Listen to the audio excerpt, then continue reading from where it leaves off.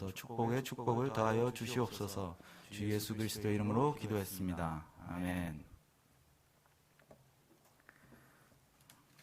성경에 대해 우리가 때로는 이제 현대인이 우리가 있는 부분이 있는데, 우리가 그래서 항상 기억해야 할 것은, 첫째, 성경이 실제로 있었던 역사적인 일이라는 것과, 둘째, 성경을 이해함에 있어서 성경에 대한 그 지리와 경제와 문화와 시대 이해, 역사, 이런 것들이 중요하다는 것을 우리가 잊지 말아야 할 것입니다. 하지만 우리에게는 1차적으로 성경은 우리에게 구원에 관해서, 또 그리스도의 구속의 여정에서 우리에게 어떤 말을 하려는지가 가장 중요하기 때문에 이렇게 배경에 대해 너무 설교 시간을 많이 쓰면 시간이 아깝습니다. 하지만 이런 정보와 배경을 너무 몰라도 성경 이해에 어려움이 있을 수 있습니다. 그래서 오늘은 성경의 이해를 돕기 위해서 지리와 배경에 대한 것을 한 번에 몰아서 이렇게 해버리도록 하겠습니다. 다른 때 언급 안 해도 되도록요. 그래서 오늘 함께 하나님의 인도하심에 대해서 나누어 보려고 하는데요. 이사야에 있는 회복의 메시지인 58장 11절을 보면, 여호와가 너를 항상 인도하여 메마른 곳에서도 내 영혼을 만족하게 하며 내 뼈를 견고하게 하리니 너는 물된 동산 같겠고 물이 끊어지지 아니하는 샘 같을 것이라 라고 말씀했습니다. 그리고 이제 신약에 와서 회복의 때가 되어서 예수님이 오시고 또 십자가에 돌아가시고 승천하시고 또 우리에게 보혜사, 도우시는 성령님을 보내주셨습니다. 그래서 요한복음 16장에서 예수님께서 말씀하시죠. 그러나 진리의 성령이 오시면 그가 너희를 모든 진리 가운데로 인도하시리니 그가 스스로 말하지 않고 오직 들은 것을 말하며 장래일을 너희에게 알리시리라. 그래서 사도행전 이후로 일어나는 우리의 교회 역사를 우리가 성령의 역사라고 부릅니다. 성령님이 역사하시고 하나님이 이 땅에 역사하심을 믿으십니까? 믿으신다면, 하나님이 역사하신다면 또한 우리도 인도하실 것입니다. 근데 어떤 방식으로 우리를 인도하시는가? 이것은 정말 어렵고 큰 질문이죠. 단순하게 대답할 수 없고 또 사람들마다 조금씩 다를 수 있고요. 그래서 그걸 어렵게 설명하기보다는 우리 성경의 인물 중에 한 명을 보면서 그 바울의 선교 여정을 보면서 하나님이 바울을 어떻게 인도하셨나를 보면서 우리가 하나님이 우리도 이렇게 인도하시겠구나라고 잠시 느껴보기를 원합니다. 시간이 부족하기 때문에 바울의 선교 여행 중에 1차, 2차 선교 여행만 보려고 하는데 그것도 너무 오래 걸린다면 제가 시간에 맞게 멈춰서 이렇게 그 시간까지 우리가 함께 보도록 하겠습니다. 하나님의 인도하심을 따른다는 것. 성경의 인물들에게는 극적인 사건들이 있죠. 바울 같은 경우는 다메섹 도상에서 빛을 보고 그리고 목소리를 듣죠. 왜 나를 핍박하느냐. 그렇죠? 이렇게 성령님을 통해서 환상이나 꿈을 통해서 계시를 통해서 우리에게 알리시면 그대로 순종하면 되겠지요. 하지만 그런 인도하심들만 있을까요? 다른 때는 인도하시지 않는 것인가요? 아니죠. 우리의 인생과 여정에 걸쳐서 하나님이 우리를 인도하실 것입니다. 그러니 여러 방법으로 우리 인도하시겠죠. 그러니 오늘은 우리가 잘 아는 그 인도하시는 큰 사건들보다는 그냥 이 여행하는 이 여정을 보면서 어떻게 인도하시는가를 함께 보기를 원합니다. 아무래도 오늘은 제가 이제 역사적 자료와 배경 자료들을 많이 사용하기 때문에 저의 묵상과 해석이 많이 들어가는 걸 감안하셔야 됩니다. 성경에 있는 거 우리가 반론을 하지 않지만 우리가 가진 역사적 자료는 완벽하지 않잖아요. 그래서 조금 불완전할 수 있는 부분을 이해하시면서 이렇게 들으시면 되겠습니다. 우선 이 시대, 이 바울이 있었던 시대의 배경이 어떤지를 알자면 이 시대는 로마 제국의 시대입니다. 한 제국이 국제적인 제국이 되어 많은 땅을 가지고 있는 것이죠. 그 중에 우리는 로마 제국의 동편을 보고 있습니다. 로마 제국의 동편은 이때에는 로마 제국에 들어간 지 속하게 된 지 많이 되지 않았을 때입니다. 그 전에는 헬라 제국에게 몇백 년 동안 다스려졌던 땅입니다. 그래서 굉장히 헬라적인 지역입니다. 이들은 아직 로마화되지 않았고 그들의 정체성도 로마인이 아닙니다. 그래서 여러분들이 지역들을 들어볼 때 밤빌리아, 루가오니아, 비두니아, 무시아 이런 단어들은 다 헬라 지역의 이름입니다. 그런데 거기가 똑같은 곳이 행정구역으로 봤을 때, 로마 행정구역으로 봤을 때는 아시아나 갈라디아입니다. 근데 나는 갈라디아인입니다 이렇게 안 하고 나는 밤빌리아인입니다, 비두니아인입니다 이렇게 하는 걸 보아서는 그들의 정체성을 볼 수 있는 것입니다. 그래서 이 지역은 거의 헬라어를 씁니다. 라틴어를 잘 쓰지 않습니다. 원래 한 제국이 그 땅을 점령하면 그 제국의 언어가 그 땅의 언어가 돼야 되는데 그리스가 훨씬 더 선진 문화를 가지고 있기 때문에 이들은 라틴어를 무시했습니다. 이때만 해도 라틴어 문화, 로마 제국의 문화가 그리스 문화에 많이 밀리던 시절입니다. 그래서 로마 귀족들도 다 그리스나 이런 터키 쪽에 가서 헬라어를 배웠던 때입니다. 그렇기 때문에 이 지역이 로마 제국 아래 600년이 지난 이후에도 이곳은 라틴화되지 않아서 여전히 그리스어를 쓰는 지역이 되었습니다. 그러니까 얼마나 헬라적인지를 기억해야 합니다. 또한 이때는 전에 진짜 그런 적이 없었는데 역사적으로 처음으로 마음껏 좀 여행을, 비교적 마음껏 여행을 할 수 있는 시대가 되었습니다. 원래 땅으로, 이 옛날 시대에는 땅으로 이제 뭐 마차를 끌고 이렇게 상품을 옮기는 것과 배를 통해 상품을 옮기는 게 적게는 5배에서 20배 정도 차이가 났습니다. 배로 옮기는 것이 훨씬 싼 것입니다. 하지만 지중해에는 해적이 너무 많았습니다. 하지만 이 몇십 년 전에, 바울 시대 몇십 년 전에 로마 제국이 모든 해적을 소탕했습니다. 그래서 배로 이동하기가 참 쉬울 때였고, 그리고 로마가 길을 다 닦아 놓았고, 다른 제국과는 다르게 엄청난 법치 국가여서 이 큰 제국이 하나의 행정과 하나의 질서로 다스려지고 있던 때였습니다. 그래서 복음이 그렇게 더 빨리 전해질 수 있었던 것입니다. 이제 13장부터 우리가 보도록 하겠습니다. 안디옥에서 이제 출발을 합니다. 보시면 이제 안디옥에서 옆에 있는 섬으로 가는, 이 그림 잘 보이시는지 모르겠지만 마우스가 보이나요? 마우스가 안 보이네요. 보여요? 제가 안 보이네요. 네. 여기가 안디옥입니다. 안디옥은 이때 로마에서 세 번째로 큰 도시이며 수리아의 수도였습니다. 보시면 왼쪽에 산이 보이고 오른쪽에 산이 보이죠. 그 계곡 사이에 있어서 산이 구름을 잡아줘서 비가 다 아래로 이렇게 쏠려서 이 오론테스라는 강을 만들고 땅이 너무너무 비옥한 그런 곳이었습니다. 원래 과거 시대에는 다 높은 곳에 방어하기 좋게 마을을 만들거나 도시를 짓는데 너무 비옥해서 그냥 낮은 곳에 이렇게 도시를 지었습니다. 이 안디옥이라는 곳은 굉장히 국제적인 도시였죠. 그리고 유대인이 많은 도시이기도 했습니다. 그리고 우리가 처음으로 그리스도인이라고 불리는 이곳에서 이제 사울과 바나바와 사울이 출발합니다. 어디로 갈까요? 어딜 가든 복음이 전해지지 않은 곳들 뿐인데 어딜 먼저 전하러 가야 될까요? 근데 바울은 길리기아로 간다고 나옵니다. 아까 보신 이 그림에서 항구가 길리기아입니다. 지금 그림이 잘 안 보이는데 보시면 그 산 때문에 산을 넘어가지 않고 강을 따라 가장 싸고 편한 방법으로 가는 것이 길리기아란 항구로 가는 것입니다. 왜냐하면 안디옥은 항구가 아니기 때문입니다. 그래서 이 길리기아에서 배를 타는데 가장 가깝고 또 바나바의 고향인 구브로로 가기로 합니다. 그래서 구브로에서 바나바의 고향인 살라미로 갑니다. 이 오론테스 강입니다. 지금의 터키 남부의 모습이고요. 그리고 여기는 이제 보면 갈라디아서에서 바울과 베드로가 서로 논란이 있지요. 그러면서 베드로와 바나바가 유대인들 쪽에 가서 같이 유대인들처럼 먹고 있다. 그것에 대한 내용이 있는데 그걸로 봐서 베드로는 안디옥에 꽤 오래 있었던 것으로 보입니다. 그리고 나중에 예루살렘 회의에 갔을 때도 베드로가 대답하지 않고 야고보가 대답하죠. 그래서 실은 안디옥에 가보면 안디옥에는 베드로에 대한 장소들이 더 많이 있습니다. 여기는 이제 세계에서 가장 오래된 교회 중 하나인 그 동굴에 있는 베드로가 전에 말씀을 전했을 교회라고 하는 그곳에 지어져 있는 기념 교회입니다.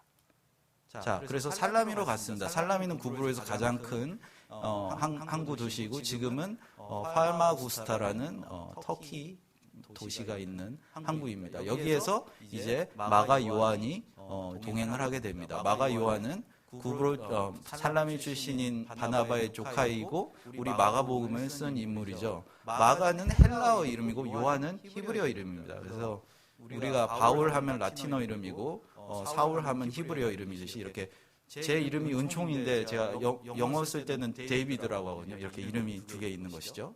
그래서 마가 요한을 데리고 섬을 가로질러서 바보로 가게 됩니다. 바보는 이때 구브로의 행정 수도입니다. 그래서 여기에 서기오 바울이라는 총독이 있는데 여기에서 복음의 문이 열리게 된 것 같습니다. 바예수라고 하는 또는 엘루마라고 하는 마술사를 통해 기적이 일어나고 그것을 본 서기오 바울이 믿게 됐다고 사도행전에 나와 있습니다. 그리고 여기서부터 사울이었던 이름이 바울로 바뀌게 됩니다. 그래서 바울이 내가 로마인들에게 이렇게 복음의 문이 열리구나. 나도 로마 이름을 써야겠다 했는지 모르겠지만 여기서부터 이름이 바울로 바뀌어요. 그리고 여기서 다음 예정지로 가는 그 결과도 좀 결정이 나는 것 같습니다. 서기오 바울은 유명한 귀족입니다. 로마 귀족인데 이 귀족들의 고향이 어디냐면 그들이 있는 곳이 바로 비시디아 안디옥입니다. 그래서 바보에서 비시디아 안디옥으로 가기로 결정을 합니다.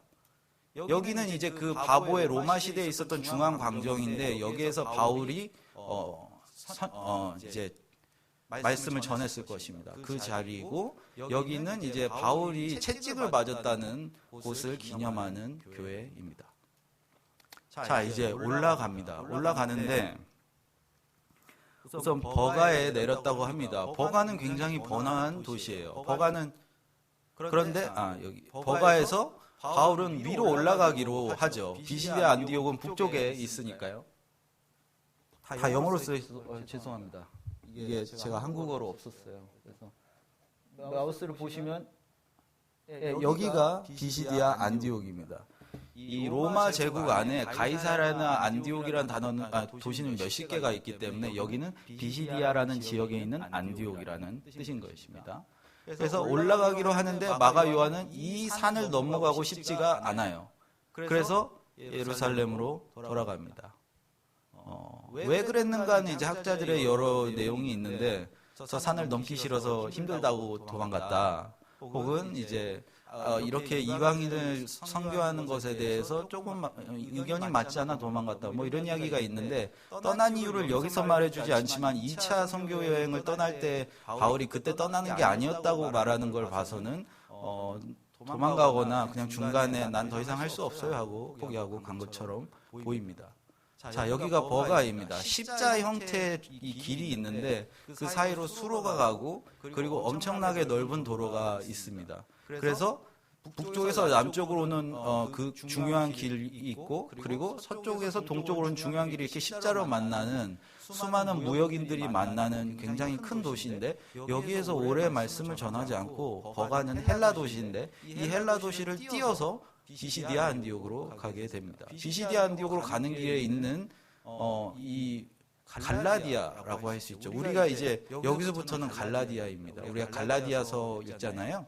그럼 갈라디아서는 이 비시디아 안디옥, 루스드라, 더베 이곳이 갈라디아인 것입니다. 그래서 나중에 1차 전도 여행 때 여기 있었던 이곳들에 편지를 보낸다고 볼 수 있겠죠. 갈라디아는 좀 시골입니다. 아직 로마 땅이 된 지 얼마 안 됐고 경계선의 끝에 있는 곳이고 땅도 좋지 않아요. 그리고 외부에서 이방 이 오랑캐들이라고 그러겠죠. 야만 민족들이 이제 공격하는 그런 곳이어서 군사들이 많은 약간 강원도 같은 곳입니다. 그런데 왜 굳이 바울은 이곳을 선택해서 갔을까요? 헬라어 지역은 이제 르가오니아고 로마 행정지역으로는 갈라디아인 것입니다.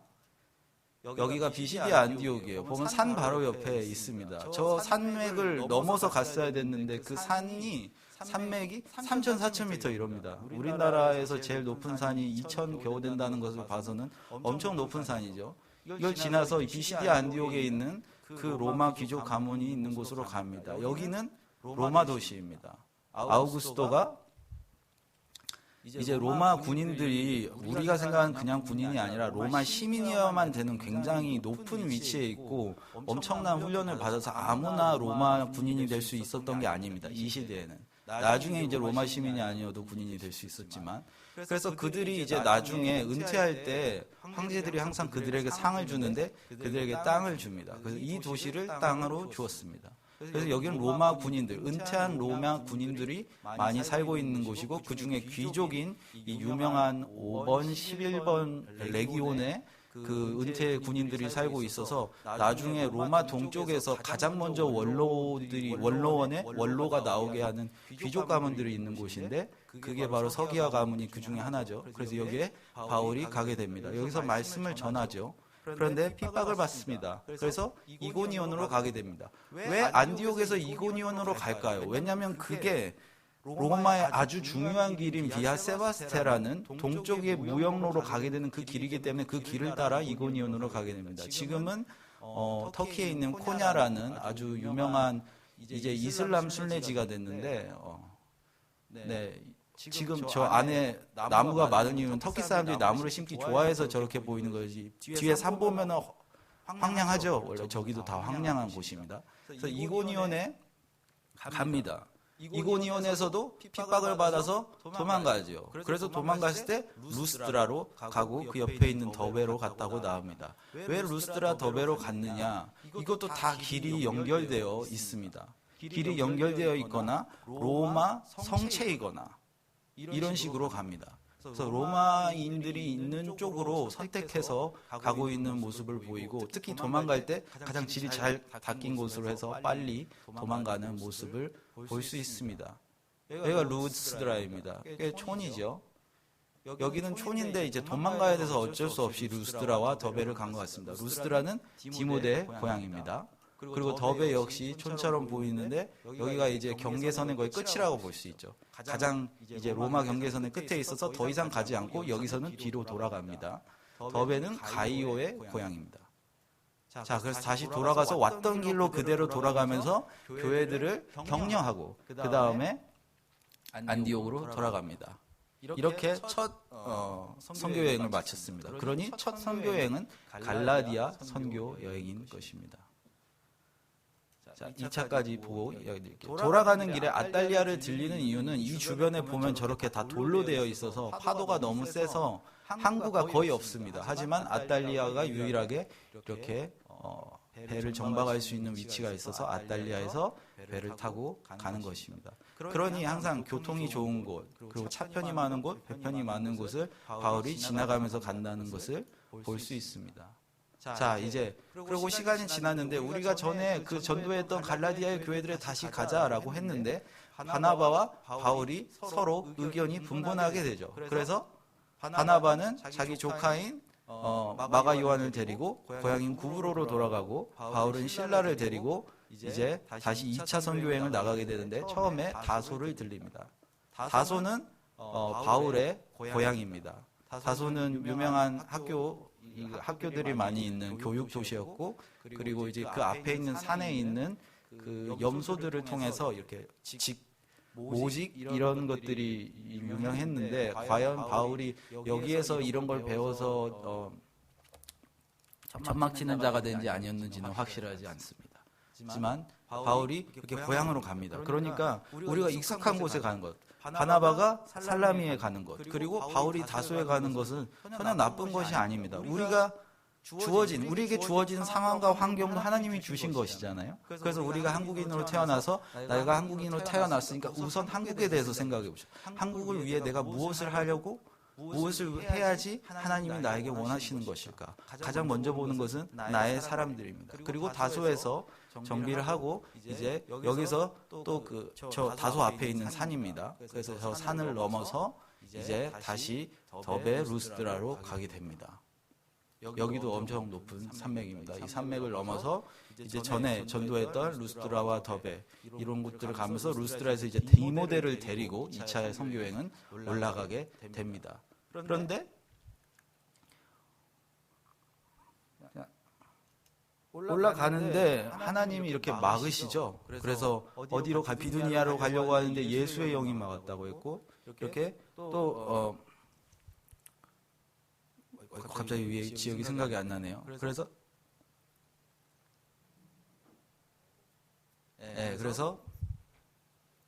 무시아로 가게 됩니다. 무시아 끝에 드로아가 보입니다. 저 끝에 있는 도시가 드로아인데 드로아는 트로이를 뜻하는 것입니다. 트로이가 멸망하고 똑같은 이름으로 바로 위에다가 지은 도시가 드로아입니다. 드로아도 이 중에서 행정 수도이며 중요한 도시이고 교통의 중요지입니다. 여기에서 이제 환상을 보죠. 마게도냐 사람이 와서 우리를 도우라 해서 바울이 마게도냐로 가야겠구나 해서 이제 마게도냐로 가는 배를 타게 됩니다.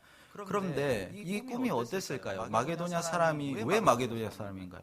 그 사투리에서 아니면 그 입고 있는 옷에서 아니면 그 사람이 설명해서 그냥 우리를 도우라 했다고 그랬어요. 그럼 이 사람이 나는 김은총이고 어디 통일로 어디에 사는데 거기로 와서 나를 도와주시오 이렇게 한 것은 아닌 것 같습니다. 왜냐하면 바울이 어떤 특정한 곳을 가지 않고 보면 사도행전에서 으뜸된 도시인 빌립보를 갔다고 했죠. 그래서 보면 드로아는 지금 남아있는 게 별로 없습니다. 근데 빌립보로 가게 되는데 왜 빌립보로 가냐면 빌립보가 마게도냐에 있는 도시이기 때문입니다. 그리고 보면 빌립보가 항구가 아니에요. 네아폴리를 먼저 갔습니다. 그런데 왜 네아폴리에 멈추지 않고 빌립보로 갔는가? 빌립보가 더 중요한 도시이기 때문입니다. 그리고 빌립보는 로마 도시입니다. 빌립보 역시 군사적 요충지이며 비아 에그나티아라는 아주 중요한 서에서 동에서 서로 가는 로마의 그 무역로에 연결되어 있는 도시입니다.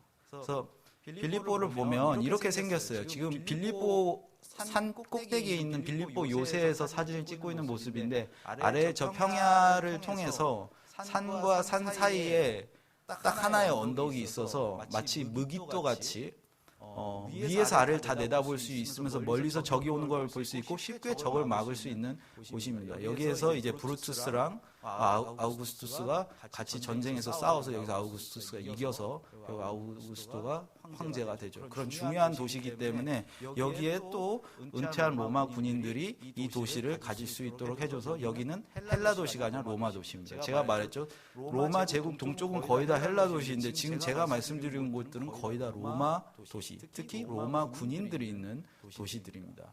이 시대에는 벌써 지금은 이제 유대인 대학살 때문에 모든 나라의 유대인이 살고 있지 않은데 이때까지만 해도 진짜 어디 가든 다 유대인이 있었던 때인 것입니다. 왜냐? 유대인이 자기 나라가 없으니까요. 그런데 우리가 예수님은 그들이 아직 모른다고 해도 이방인들이 보기에 이 구약의 하나이신 여호와 하나님을 믿는 이 유대교가 너무 매력적인 거예요.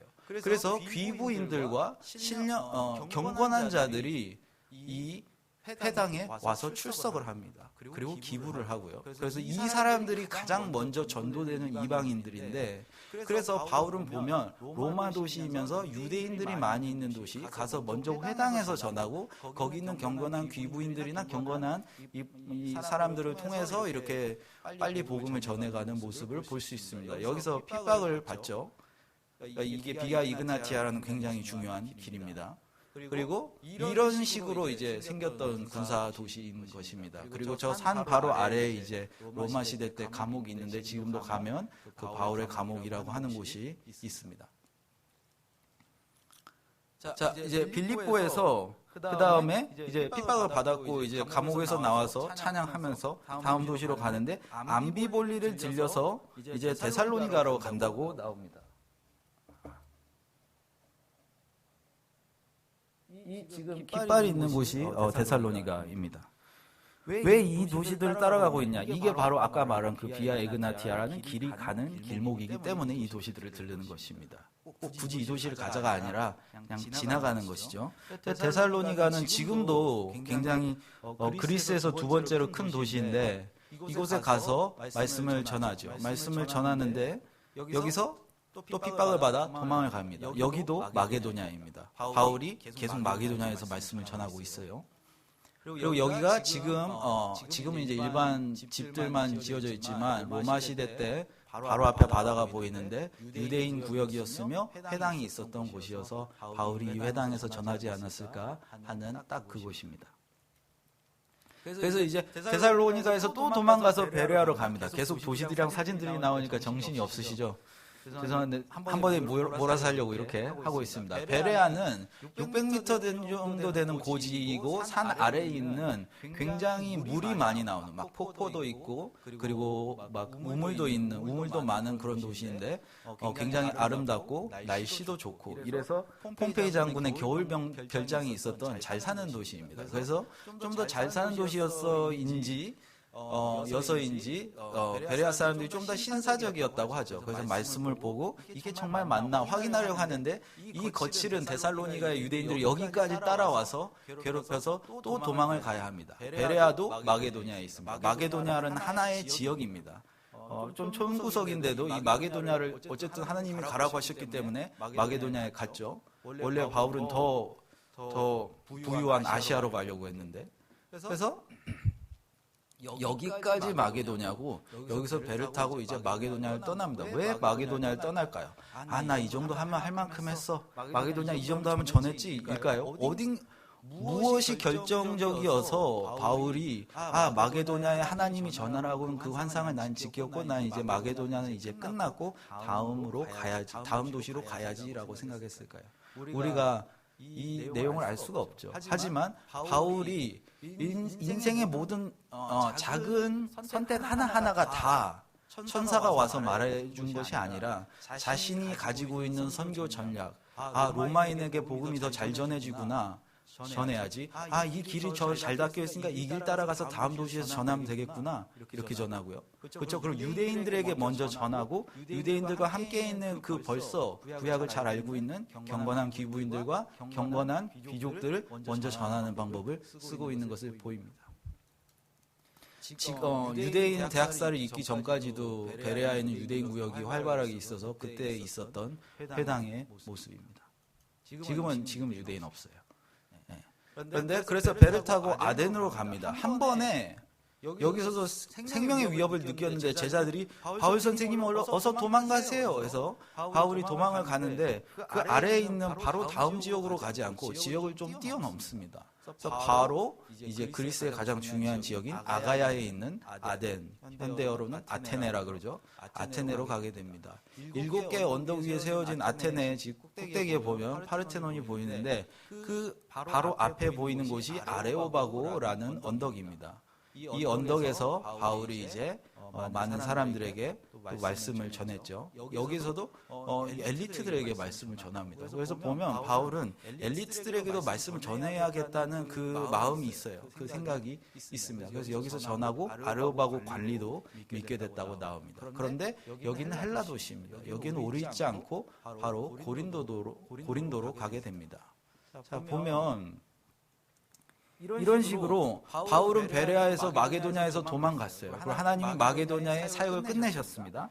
그리고 아가야에 가서 아덴에서도 잠시 들리고 고린도로 와서 그때 도망갈 때 혼자 도망가서 같이 오지 못했던 디모데를 보고 고린도로 오라고 해라 해서 이제 고린도에 가 있습니다. 그런데 이와 동시에 로마에서 추방령이 내려져서 브리스길라와 아굴라가 로마에서 이제 고린도라는 상업도시로 오게 됐습니다. 그래서 이 셋이 만나게 되죠. 어떻게 보면 하나님이 이것을 인도하시는 것이죠. 너는 가서 내가 너에게 동역자들을 주겠다. 브리스길라 아굴라와 함께 사역을 해라. 그래서 이곳에서 바울이 2차 전도 여행 때 가장 오래 1년 반 동안 사역을 하게 됩니다. 그 이유는 고린도에 있는 로마 지도자들이 그 복음의 문을 열어줬기 때문이죠.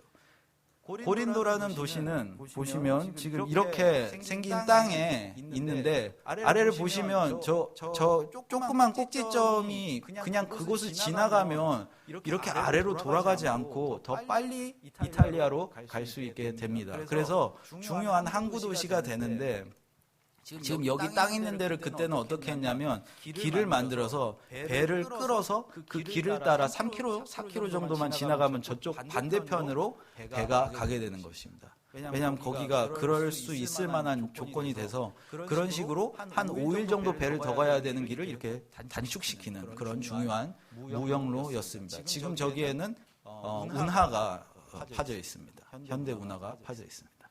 그런데 고린도는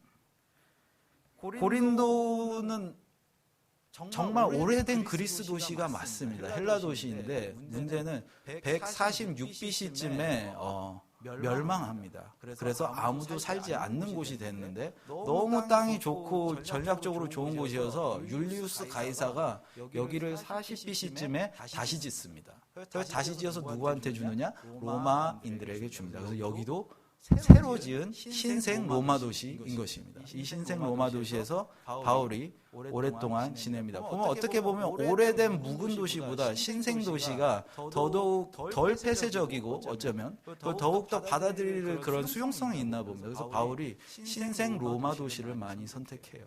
그리고 아무래도 군인들이다 보니까 싸움은 언제나 죽음을 맞닥뜨리고 있기 때문에 미신이 많은데 그런 그들에게 하나님을 믿어라. 하나님께서 너희를 지킬 것이다. 이렇게 쓰고 있는 전략도 볼 수 있습니다. 그래서 보면 고린도도 높이 있죠. 옛날에는 다 높이 있는 곳에 마을과 성을 지었습니다. 그래서 저 위에서 바다와 그 왼쪽, 오른쪽, 그리고 중간에 있는 길까지 전부 다 보이는 엄청난 요새입니다. 그 다음 마지막으로 그렇게 원하고 원했던 아시아의 수도인 에베소로 가게 됩니다.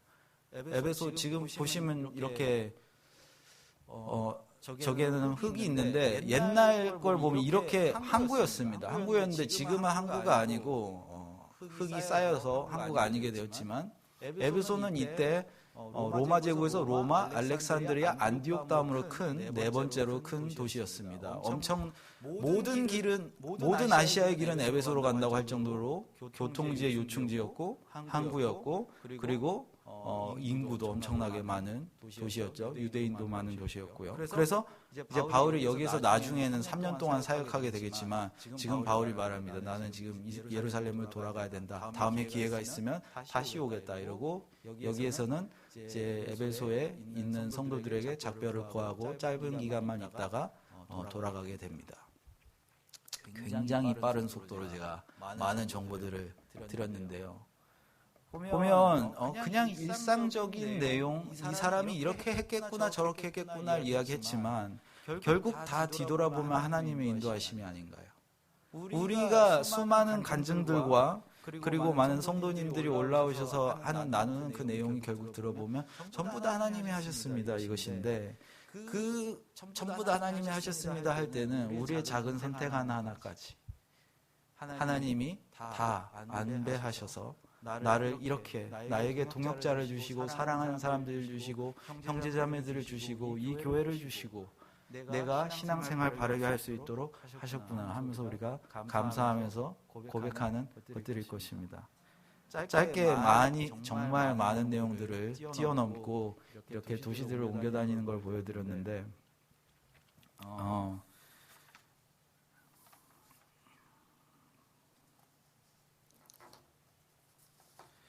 네, 아까 말씀드린 것처럼 로마인들이 많이 있는 것. 그래서 결국 바울이 로마 가지도 않았는데 로마서를 쓰잖아요. 내가 너희들에게 빨리 가고 싶다. 내가 너희들에게도 말씀을 전하고 싶다. 그래서 바울은 보면 선교 정책적으로도 이런 걸 볼 수 있을 것 같아요. 우리가 너무 핍박을 받으면 말씀이 쉽게 퍼지기가 힘듭니다. 그래서 적당히 핍박받는 곳들이 말씀이 잘 전달되는데 그런 모습을 볼 수 있습니다. 이런 이슬람권이나 그런 곳들은 핍박이 1000년 넘게 너무 오래되면서 많이 교회들이 죽었는데 우리가 또한 구해야 할 것은 하나님, 우리에게 주어지는 핍박이 우리가 견딜 수 있을 만큼의 핍박이기를 구합니다. 우리가 이렇게도 구해야겠고요. 말세예요. 그리고 지금 여기에 나오는 도시들이 다 유적지가 되고 교회가 없는 곳이 되었는데 다 교회 역사에서 중요한 곳들입니다. 에베소 공회가 있었던 곳들이고 하지만 우선 초대교회가 끝난 4세기부터 8세기 사이에 지진이 너무 많이 일어납니다. 그래서 이 대부분의 도시들이 다 부서집니다. 그리고 또 7세기에 오는 이슬람의 침입으로 인해 이 대부분의 도시들이 멸망하게 됩니다. 그래서 이렇게 흔적만 남아있는 곳들이지만 성경에 나오는 모든 내용이 실제로 역사에 있었던 내용이고 바울이 이렇게 가는 것들을 봤을 때 얼마나 그때가 정말 우리가 생각하는 것보다 훨씬 더 문명이 발달되어 있었고 또 그 문명의 이기들을 바울이 잘 사용하여서 선교하고 하나님의 뜻에 맞게 복음의 효율성을 높이고 있는지를 우리가 살펴봤습니다. 나는 어떻게 해야 될까요? 하나님은 나를 어떻게 인도하시나요? 내가 무엇을 해야 하나님에게 기쁨이 될 수 있을까요? 이것은 각자 다를 것입니다. 주님께 구하고 지혜를 구하고 주님의